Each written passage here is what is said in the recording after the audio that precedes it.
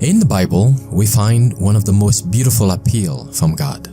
It says, "Today, if you hear His voice, harden not your heart." Would you like to spend this day with God? Listen to this devotional. This Day with God, a devotional by Ellen G. White. Shield of Protection. He came unto his own, and his own received him not. John 1 verse 11. He who purchased the human family with his own blood charges as done to himself any insult offered to a child of his.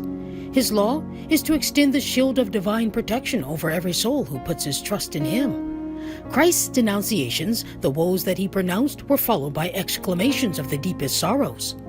Just before his crucifixion, he beheld the city of Jerusalem and wept over it, saying, "If thou hast known, even thou at least in this thy day, the things which belong unto thy peace."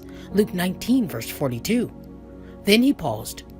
They had come to the crest of Olivet, and the disciples, catching sight of Jerusalem, were about to burst forth unto exclamations of praise. But they saw that their teacher, in the place of being joyful, was in an agony of tears.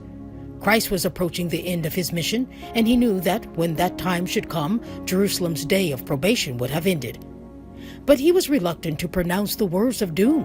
For 3 years he had come seeking fruit, and finding none.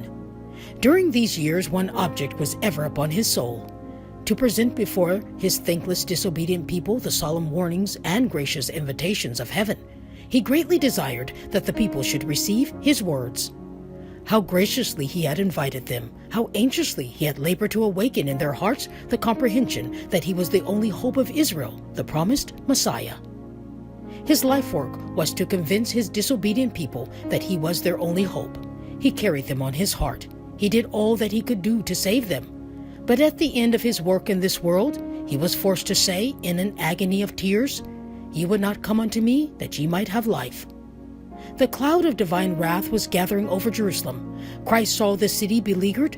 He saw it lost. In a voice full of tears, he exclaimed, "If thou hast known, even thou at least in this thy day, the things which belong unto thy peace, but now are they hid from thine eyes."